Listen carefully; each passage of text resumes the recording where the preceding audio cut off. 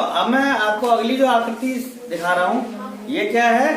घनाभ, घनाभ या क्यूबॉइड। तो अगर हम इसको ये है इसमें फलन कितने, देखो 1 2 3 4 5 6, ये ठोस घनाभ है। अगर हम इसको ऐसे बंद कर दे रहे हैं तो ये तो घनाभ बन गया ना।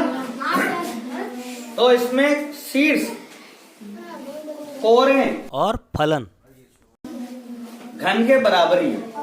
तो ये पृष्ठ कितने हुए? 1 2 3 4 5 6। ठीक, अगर हम इसको ठोस में इस रूप में ले लें, ये घनाभ तो है।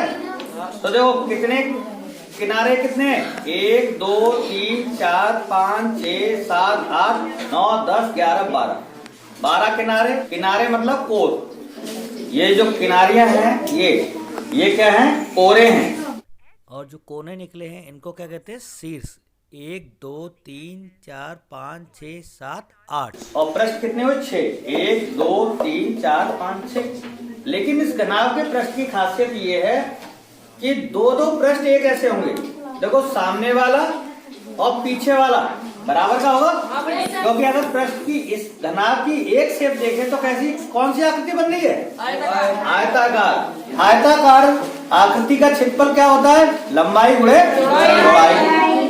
इसका मतलब अगर हम इसका संपूर्ण पृष्ठ, संपूर्ण का मतलब छेव पृष्ठ का क्षेत्रफल निकालें तो हमारा संपूर्ण पृष्ठ निकलेगा। अब इसका संपूर्ण पृष्ठ कैसे निकलेगा? एक क्षेत्रफल हम इसका निकाले, लंबाई गुणे चौड़ाई। दूसरा ये इसके बराबर होगा, फिर ऊपर वाला और नीचे वाला बराबर होगा, और साइड वाले दोनों बराबर होंगे ना। तो देखो हमने देखा घनाभ का संपूर्ण पृष्ठ बराबर होता है घनाभ के छेव फलकों के पृष्ठ के क्षेत्रफलों का योगफल। तो सबसे पहले हमने क्या किया? ऊपरी और निचले पृष्ठ का क्षेत्रफल। देखो ऊपर वाला और निचला वाला, इन दोनों का क्षेत्रफल निकाला तो एक हो गया लंबाई, एक चौड़ाई। ठीक है, लंबाई गुणे चौड़ाई। तो जितना ऊपर होगा उतना ही नीचे होगा। तो लंबाई गुणे चौड़ाई और चौड़ाई गुणे लंबाई, दोनों बना लिया। या लंबाई गुणे चौड़ाई दोनों का हो गया। इसके बाद ऊपरी पृष्ठ के बाद आया हमें दाएं और बाएं का, दायां और बाएं का। तो इसमें देखो, इसमें पृष्ठ में ये ऊंचाई हो गई और ये चौड़ाई हो गई।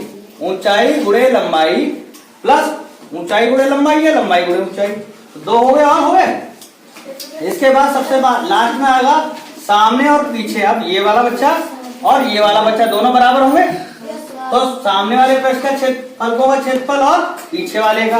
तो सामने वाले का लंबा ऊंचाई गुणे चौड़ाई, ऊंचाई गुणे लंबाई, और पीछे वाले का ऊंचाई गुणे लंबाई।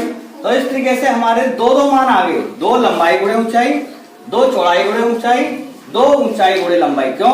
क्योंकि ये पृष्ठ और ये पृष्ठ बराबर हो गया, 2 पृष्ठ बराबर हुए। ये सामने वाला और ये दोनों पृष्ठ बराबर हो गए, और ऊपर और निचले वाले बराबर हो गए। तो इन दोनों में हमारे पास 6 मान आए। 6 मान में 2 मान बराबर के हो गए, तो 2 हमने कॉमन ले लिया। कॉमन का मतलब जो मान उभयनिष्ठ होता है, बार बार लिखाता है, उसको हम कॉमन ले लेते हैं। तो हमने कोष्टक के बाहर लिख लिया। तो 2 कोष्टक में लंबाई गुणे चौड़ाई प्लस चौड़ाई गुणे ऊंचाई प्लस ऊंचाई गुणे लंबाई, ये 2 हैं। क्यों 2 हैं? क्योंकि दोनों के पृष्ठ 2 बराबर। समझ में आया? Yes sir. अब इसके बाद हमने लंबाई को L, चौड़ाई को B और ऊंचाई को H इंग्लिश में लिखते हैं। लंबाई को इंग्लिश क्या होती है? लेंथ।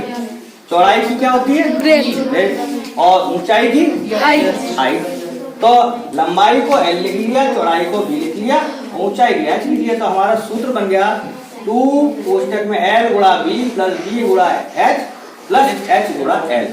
अब जो भी हमें मान दिया है, मान लो कोरे या भुजाएं जब मान सेंटीमीटर में हो तो सारा मान किस में आएगा? लास्ट में सेंटीमीटर में आएगा, सेंटीमीटर स्क्वायर में।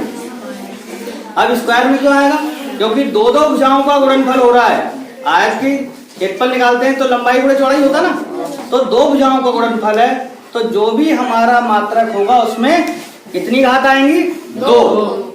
या वर्ग लिखेंगे, जैसे सेंटीमीटर में भुजा दी गई है तो 6 सेंटीमीटर आया, तो 6 सेंटीमीटर का स्क्वायर मीटर में है तो मीटर का स्क्वायर, किलोमीटर में होता तो किलोमीटर का स्क्वायर होता, डेसीमीटर में होता डेसीमीटर का स्क्वायर होता। तो जो भी मात्रक होगा उसमें क्या होगा? घात 2 लगाएंगे। ठीक है, या वर्ग सेंटीमीटर वर्ग मीटर, वर्ग डेकामीटर, वर्ग हेक्टामीटर, वर्ग किलोमीटर, जो भी मान है। समझ में आ रहा है? क्यों? क्योंकि दो भुजाओं का गुणनफल। समझ में आया? Yes sir. समझ में आ गया? Yes sir.